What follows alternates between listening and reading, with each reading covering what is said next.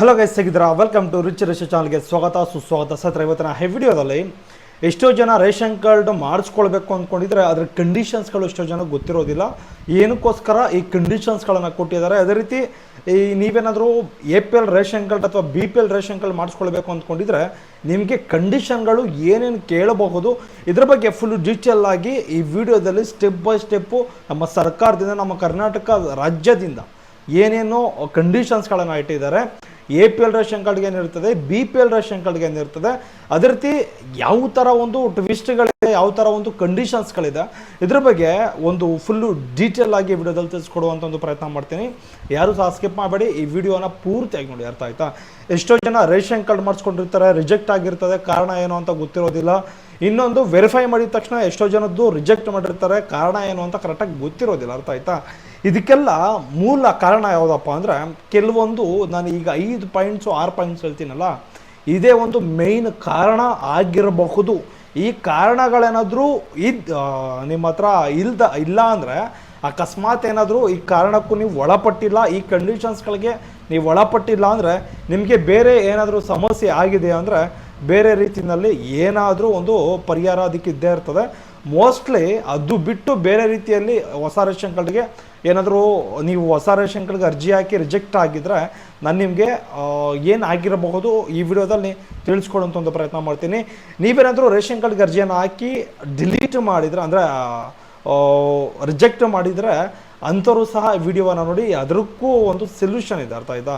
ಹೇಳುವಂಥ ಒಂದು ಪ್ರಯತ್ನ ಮಾಡ್ತೀನಿ. ಏನಕ್ಕೋಸ್ಕರ ಆ ಥರ ರಿಜೆಕ್ಟ್ ಮಾಡಿರಬಹುದು, ಏನು ಕಾರಣಗಳಿರಬಹುದು, ಅಂದಾಜು ಮೇಲೆ ಏನು ಅದನ್ನು ಹೇಳುವಂಥ ಒಂದು ಪ್ರಯತ್ನ ಮಾಡ್ತೀನಿ. ಯಾರೂ ಸಹ ಈ ವಿಡಿಯೋನ ಸ್ಕಿಪ್ ಮಾಡಬೇಡಿ, ಪೂರ್ತಿಯಾಗಿ ನೋಡಿ, ಎಲ್ಲೂ ಸಹ ಮಿಸ್ ಮಾಡ್ಕೊಳ್ಬೇಡಿ, ಅರ್ಥ ಆಯ್ತಾ? ಸ್ವಲ್ಪ ಸ್ಕಿಪ್ ಆದರೆ ವಿಡಿಯೋ ಫುಲ್ಲು ಕಳ್ಕೊಳ್ಳುತ್ತೆ, ಅರ್ಥ ಆಯ್ತಾ? ಓಕೆ ಗೈಸ್, ಸೊ ಮೊದಲನೇ ಪಾಯಿಂಟ್ ಯಾವುದು ಅಂದರೆ, ಮೈನ್ ತುಂಬ ವೆರಿ ಇಂಪಾರ್ಟೆಂಟ್ ಆಗಿರುವಂಥದ್ದು IT ರಿಟರ್ನ್ಸ್ ಆಗಿರ್ಬೋದು, GST ಆಗಿರ್ಬೋದು, ಎರಡೂ ಸಹ ಫೈಲ್ ಮಾಡುವಂತಹವರು ನೀವು ಆಗಿರ್ಬೋದು, ಟ್ಯಾಕ್ಸ್ ಪೇಯರ್ಸ್ ಆಗಿರಬಾರ್ದು, ಅರ್ಥ ಆಯ್ತಾ?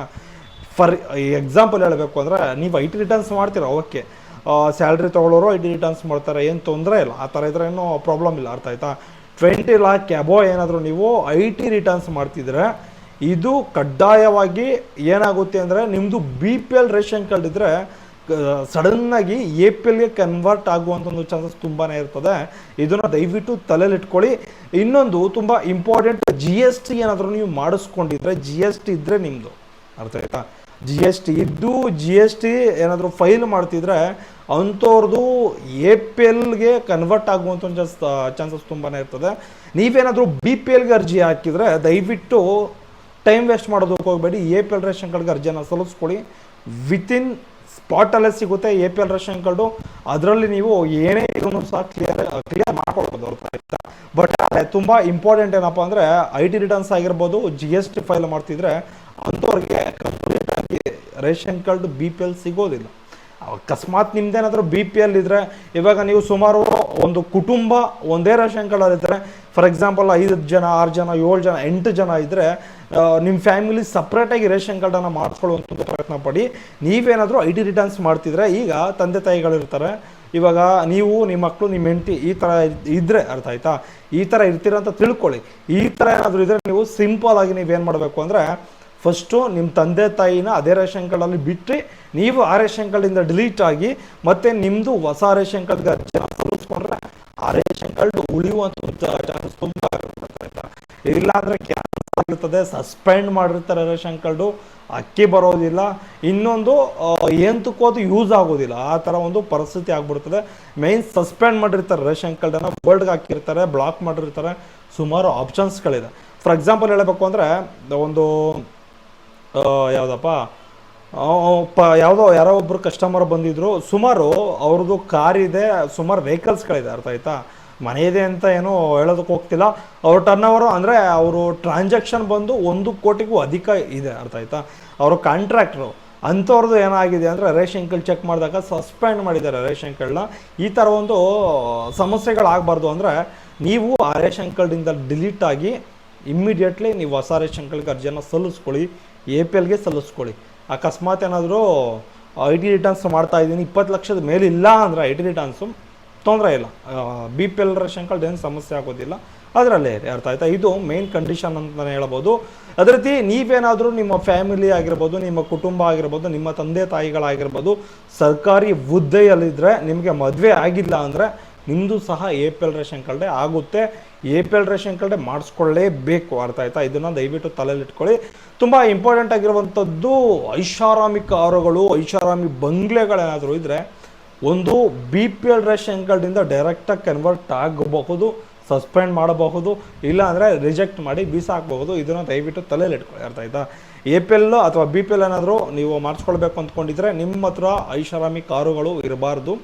ಒಂದು 15-20 ಲಕ್ಷದ ಮೇಲೆ ಇರಬಾರ್ದು, ಅದಾಯ್ತಾ? 20 ಲಕ್ಷ ದಾಟಲೇಬಾರ್ದು. ಇದನ್ನು ದಯವಿಟ್ಟು ತಲೆಯಲ್ಲಿ ಇಟ್ಕೊಳ್ಳಿ. ತುಂಬ ಇಂಪಾರ್ಟೆಂಟ್ ಏನಪ್ಪ ಅಂದರೆ ನಿಮ್ಮ ಹತ್ರ ಎಷ್ಟು ಗಾಡಿಗಳಿದೆ, ಎಷ್ಟು ವೆಹಿಕಲ್ಸ್ಗಳಿದೆ, ಅದೇ ರೀತಿ ನಿಮ್ಮ ಮನೆ ಯಾವ ರೀತಿ ಇದೆ, ನಿಮ್ಮ ಜಮೀನು ಎಲ್ಲೆಲ್ಲಿದೆ, ಇದೆಲ್ಲ ವೆರಿಫೈ ಮಾಡ್ತಾರೆ. ಇದು ತುಂಬ ವೆರಿ ಇಂಪಾರ್ಟೆಂಟ್. ಇದನ್ನೆಲ್ಲ ವೆರಿಫಿಕೇಷನ್ ಮಾಡಿನೇ ನಿಮಗೆ APL ಕೊಡಬೇಕಾ BPL ಕೊಡಬೇಕಂತ ಅವ್ರು ನಿರ್ಧಾರ ಮಾಡ್ತಾರೆ. ತುಂಬ ಇಂಪಾರ್ಟೆಂಟ್ ಆಗಿರುವಂಥ ಒಂದು ವಿಚಾರ ಏನಪ್ಪ ಅಂದರೆ, ನಿಮ್ಮ ಜಮೀನು 5 ಎಕರೆ ಅಥವಾ 6 ಎಕರೆಗಿಂತ ಜಾಸ್ತಿ ಇರಬಾರ್ದು. ಜಾಸ್ತಿ ಇತ್ತು ಅಂತ ತಿಳ್ಕೊಳ್ಳಿ, ಬಟ್ ಅದು APLಗೆ ಆಟೋಮೆಟಿಕ್ಕಾಗಿ ಕನ್ವರ್ಟ್ ಆಗುತ್ತೆ, ಇದು ರಿಜೆಕ್ಟ್ ಆಗ್ಬೋದು. ಇದು ಕಂಡೀಷನ್ ಅಂತಲೇ ಹೇಳ್ಬೋದು. ಅದೇ ರೀತಿ ತುಂಬ ಇಂಪಾರ್ಟೆಂಟ್ ಏನಪ್ಪ ಅಂದರೆ, ಒಂದು ನಿಮ್ಮ ಆದಾಯ 1 ಲಕ್ಷ ಅಥವಾ 1.2 ಲಕ್ಷಕ್ಕಿಂತ ಕಡಿಮೆನೇ ಇರಬೇಕು, ಅದಕ್ಕಿಂತ ಜಾಸ್ತಿ ಇರಬಾರ್ದು, ಅರ್ಥ ಆಯ್ತಾ?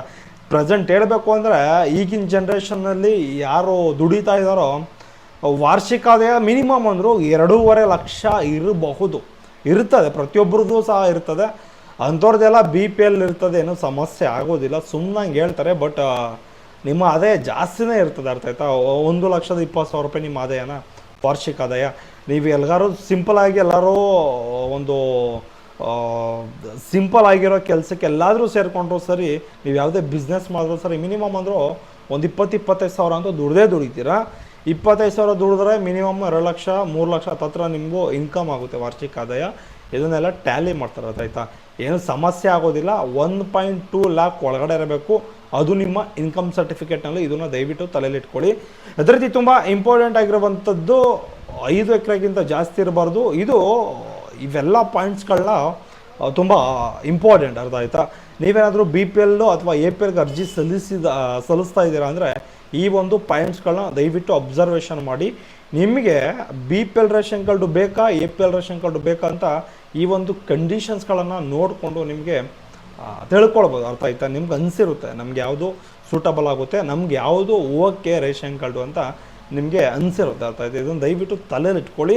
ಅದೇ ರೀತಿ ಇಷ್ಟು ಮಾಹಿತಿ ವಿಡಿಯೋದಲ್ಲಿ ತಿಳಿಸ್ಕೊಟ್ಟಿದ್ದೀನಿ.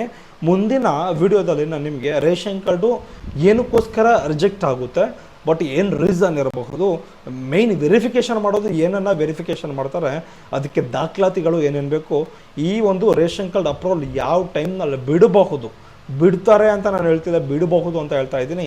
ಇದಕ್ಕೆಲ್ಲ ನೆಕ್ಸ್ಟ್ ವಿಡಿಯೋದಲ್ಲಿ ನಾನು ನಿಮಗೆ ಆನ್ಸರ್ ಮಾಡುವಂಥ ಒಂದು ಪ್ರಯತ್ನ ಮಾಡ್ತೀನಿ. ದಯವಿಟ್ಟು ನಮ್ಮ ಚಾನಲ್ಗೆ ಯಾರಾದರೂ ಫಸ್ಟ್ ಟೈಮ್ ವಿಸಿಟ್ ಮಾಡಿದ್ರೆ ಕೂಡಲೇ ಸಬ್ಸ್ಕ್ರೈಬ್ ಮಾಡಿಕೊಂಡು ಹಾಗೆ ಬೆಲ್ ಐಕಾನ್ ಬಟನ್ ಮೇಲೆ ಕ್ಲಿಕ್ ಮಾಡಿ ಅಂತ ಹೇಳ್ತಾ ಈ ವಿಡಿಯೋನ ಕ್ಲೋಸ್ ಮಾಡ್ತಾ ಇದ್ದೀನಿ. ಬಾಯ್, ನೆಕ್ಸ್ಟ್ ವಿಡಿಯೋದಲ್ಲಿ ಸಿಗೋಣ.